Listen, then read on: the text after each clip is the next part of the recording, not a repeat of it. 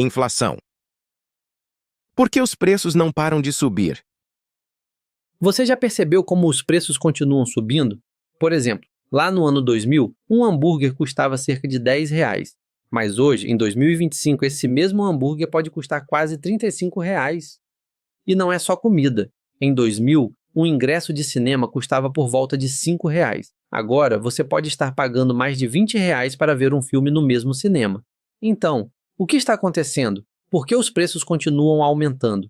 Por que eles não permanecem os mesmos? Será que os vendedores estão combinando os preços de propósito? Na verdade, existe um grande motivo por trás disso: inflação. Você provavelmente já ouviu essa palavra antes, mas será que você realmente sabe o que ela significa? Por que a inflação acontece? E será que ela é sempre algo ruim? Neste vídeo, vamos explicar tudo sobre o que é a inflação e como ela funciona. 1. O que é a inflação?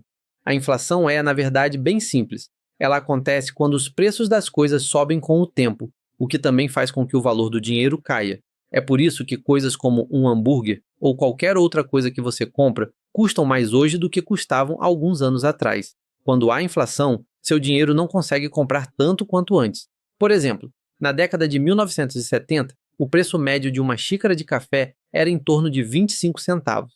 Mas agora, em 2024, se você tentar comprar uma xícara de café com esses mesmos 25 centavos, provavelmente só vai receber um copo vazio, sem café. Ou seja, os preços do café estão subindo e o valor do dinheiro está caindo, fazendo com que tudo pareça mais caro. Mas por que isso acontece? É exatamente sobre isso que vamos falar a seguir. 2. Por que a inflação acontece? A inflação pode acontecer por diferentes razões, mas vamos falar sobre as mais comuns. A primeira é a inflação de demanda. Ela acontece quando muita gente quer comprar alguma coisa, mas não há o suficiente dessa coisa disponível. Vamos usar o milho como exemplo. Imagine que, normalmente, as pessoas querem comprar 10 toneladas de milho e os fazendeiros produzem exatamente essas 10 toneladas. Tudo funciona bem, mas então, um tornado destrói a maior parte das plantações de milho, restando apenas 3 toneladas disponíveis. A demanda continua igual, mas agora não há milho suficiente para todo mundo. As pessoas começam a competir para comprar, e o preço sobe. Talvez uma lata de milho custasse R$ 2, mas agora custa R$ 3 porque não há milho suficiente. Ou seja, quando as pessoas competem para comprar algo, elas acabam puxando o preço para cima. A segunda é a inflação de custos.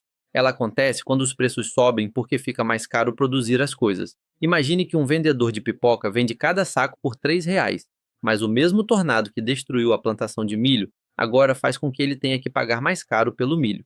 Antes, para fazer um saco de pipoca, ele gastava R$ 1 com milho, R$ 1 com outros custos, R$ 1 de lucro, total R$ 3. Mas agora, o custo do milho subiu para R$ 2, enquanto os outros custos continuam os mesmos. Se ele mantiver o preço em R$ 3, não terá mais lucro. Então, ele precisa aumentar o preço da pipoca, talvez para R$ 4, para ainda conseguir R$ 1 de lucro. Essa é a inflação de custo, quando o custo de produção empurra os preços para cima. A terceira é a inflação incorporada. Ela acontece quando os preços em alta fazem o custo de vida subir, e os trabalhadores começam a pedir aumentos salariais para acompanhar. Por exemplo, digamos que os trabalhadores de uma fábrica de sapatos tenham um custo de vida médio de R$ 900 por mês e ganhem R$ 1.000 por mês. Eles conseguem cobrir os gastos e ainda sobra um pouco. Mas se os preços sobem e o custo de vida pula para R$ 1.000, eles não têm mais como economizar nada. Em alguns casos, o custo de vida pode até ultrapassar o salário. Então, eles pedem aumento ao chefe. Se a fábrica de sapatos aumentar o salário para R$ 1.200, isso ajuda os trabalhadores. Mas agora, a empresa tem custos de produção mais altos e precisa aumentar o preço dos sapatos para manter o lucro. Assim, o aumento dos custos leva a salários mais altos, que por sua vez levam a preços ainda maiores, formando um ciclo que se repete continuamente. A quarta razão é muito dinheiro na economia. Quando há dinheiro demais circulando, os preços podem subir. Imagine que um pão custa R$ 5 e há 5 pessoas, cada uma com R$ 5. Existem 5 pães disponíveis, então cada um compra um. Tudo certo. Mas se o governo dá mais R$ 5 para cada pessoa, agora todos têm 10. Com mais dinheiro, as pessoas naturalmente querem comprar mais. Cada um agora quer 2 pães, mas ainda existem apenas 5 pães. A padaria percebe isso e aumenta o preço para R$ 10, porque as pessoas estão dispostas a pagar mais. No fim das contas, cada pessoa ainda compra só um pão, mas agora ele custa R$ 10. E isso não é porque o pão vale mais, mas porque existe mais dinheiro circulando, e isso reduz o valor do dinheiro. Isso é parecido com a inflação de demanda, que acabamos de explicar. E mais, a padaria, que no começo ganhou mais dinheiro, agora enfrenta custos mais altos também, porque está competindo com outras padarias pelo trigo. O preço do trigo sobe, e a padaria precisa aumentar o preço do pão novamente para continuar lucrando. Isso também se parece com a inflação de custo, que já vimos. Exemplos da vida real? Zimbábue, Venezuela e a Alemanha de Weimar passaram exatamente por isso. Então, esses são os principais fatores e motivos que causam inflação. Agora você pode estar se perguntando: como saber o quão alta está a inflação? É justamente isso que vamos ver na seção 3. 3. Como a inflação é medida? Você provavelmente já ouviu as pessoas falarem sobre a taxa de inflação, algo que os governos mencionam com frequência. E se a inflação fica muito alta, ela pode prejudicar a economia. Mas como essa taxa de inflação é medida? Como os governos ou instituições calculam isso? Existem diferentes formas de medir a inflação, mas a maneira mais comum é usando algo chamado Índice de Preços ao Consumidor, ou CPI, Consumer Price Index. O que é o Índice de Preços ao Consumidor, CPI? É uma maneira de acompanhar como os preços dos bens e serviços do dia a dia mudam com o tempo. Por exemplo, em 2024, digamos que os preços sejam os seguintes: pão, R$ 3, leite, R$ 4, ovos, R$ 5, vela, R$ 8, ingresso de cinema, R$ 10. O total desses itens é R$ 30. Agora, em 2025, os preços aumentam para pão, R$ 3,30, leite, R$ 4,20, ovos, R$ 5,30, vela, R$ 8,10, ingresso de cinema, continua, 10. O novo total é aproximadamente R$ 30,90. Comparando 2024 com 2025, os preços aumentaram 3%. Então, o CPI para esse ano é de 3%. Isso significa que, em média, os preços subiram 3% de 2024 para 2025.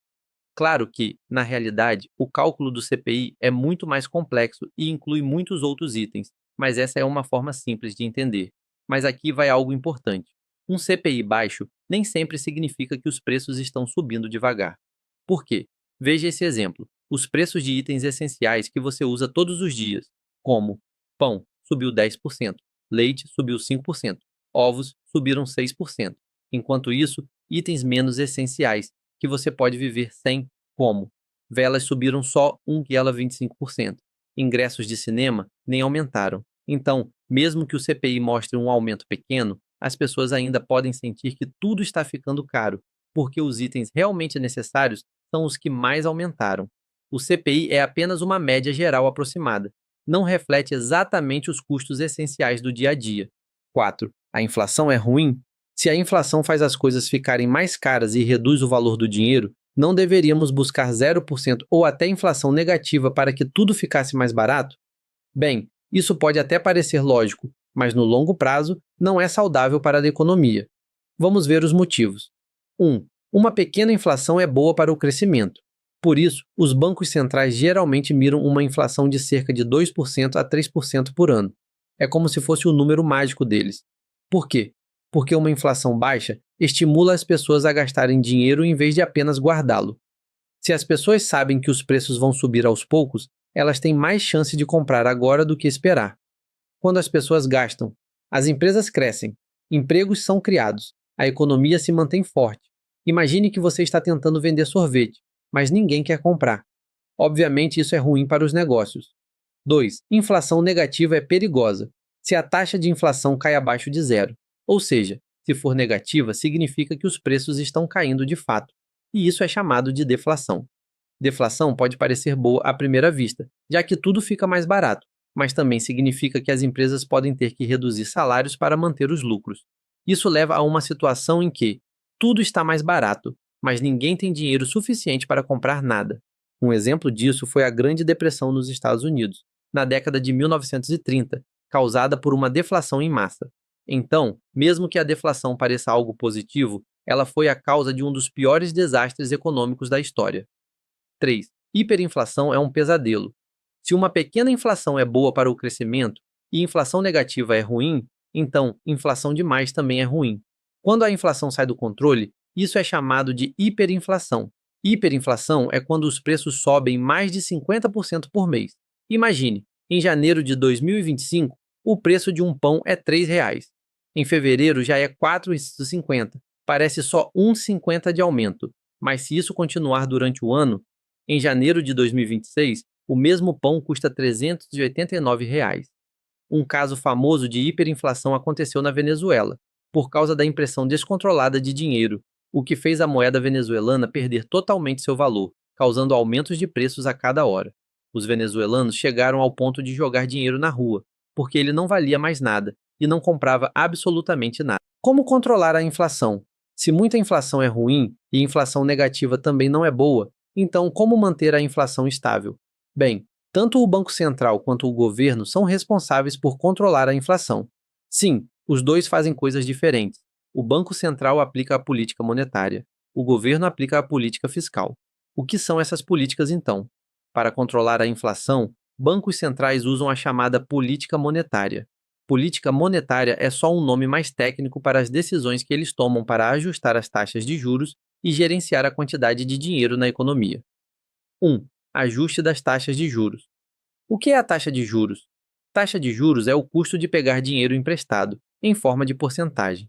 Se você pegar R$ 1.000 emprestado com 10% de juros, terá que pagar 1.000 + 100 de juros. Quando a inflação está muito baixa, o Banco Central reduz as taxas de juros, tornando mais barato pegar dinheiro emprestado. Isso leva mais pessoas a tomar empréstimos, e como as pessoas têm mais dinheiro, elas gastam mais. Isso pode aumentar os preços e subir a inflação, como a inflação de demanda. Quando a inflação está muito alta, o Banco Central aumenta as taxas de juros. Com os juros mais altos, fica mais caro tomar empréstimos, então menos pessoas pegam dinheiro emprestado, têm menos dinheiro em circulação e gastam menos. Isso ajuda a reduzir a inflação. No entanto, o Banco Central não pode manter os juros altos por muito tempo, porque isso dificulta o acesso ao crédito, reduz o consumo e pode desacelerar a economia. Por isso, ele precisa equilibrar cuidadosamente o aumento e a redução das taxas de juros com base na situação econômica do país. 2. Controle da quantidade de dinheiro. Muito dinheiro na economia causa alta inflação. Pouco dinheiro causa deflação. Por isso, os bancos centrais também controlam isso usando o método chamado operações de mercado aberto. Como funciona? Quando há pouco dinheiro na economia, o Banco Central realiza uma operação de mercado aberto expansionista. Ele compra títulos do governo de bancos comerciais. Os bancos recebem dinheiro em troca desses títulos. Com mais dinheiro em mãos, os bancos emprestam mais para as pessoas. E como estão competindo para emprestar, diminuem os juros, incentivando mais empréstimos. Isso injeta dinheiro na economia, o que pode aumentar a inflação. Quando a inflação está muito alta, ou seja, há dinheiro demais circulando, o Banco Central faz o oposto, realiza uma operação de mercado aberto contracionista. Ele vende títulos do governo para os bancos comerciais, tirando dinheiro de circulação. Com menos dinheiro, os bancos emprestam menos e aumentam as taxas de juros. Isso reduz os empréstimos e diminui a inflação. Portanto, nas operações de mercado aberto, comprar e vender títulos públicos é a forma que o Banco Central tem de injetar ou retirar dinheiro da economia. Política fiscal. Enquanto o Banco Central cuida da política monetária, o governo usa a política fiscal para controlar a inflação. Política fiscal é outro termo técnico para decisões do governo sobre impostos e gastos públicos. Aqui estão duas formas principais de ação do governo. 1. Ajustar os impostos. Quando as pessoas têm dinheiro demais, elas gastam mais, o que leva à inflação de demanda. Então, o governo pode aumentar os impostos para reduzir o dinheiro disponível para gastar. Com menos dinheiro, as pessoas gastam menos, e a inflação cai. Ao contrário, se há pouco dinheiro na economia ou a inflação está baixa, o governo pode reduzir os impostos, permitindo que as pessoas tenham mais dinheiro para gastar. Isso estimula a economia e pode aumentar a inflação. Mas, claro, o governo quase sempre prefere aumentar impostos e raramente reduz. Sim, triste, eu sei. 2. Ajustar os gastos públicos. Imagine que você tem uma loja de materiais de construção, cimento, tijolos, etc. Seu negócio vai bem, com clientes frequentes. De repente, o governo decide construir uma ponte na sua cidade e começa a comprar toneladas de materiais da sua loja.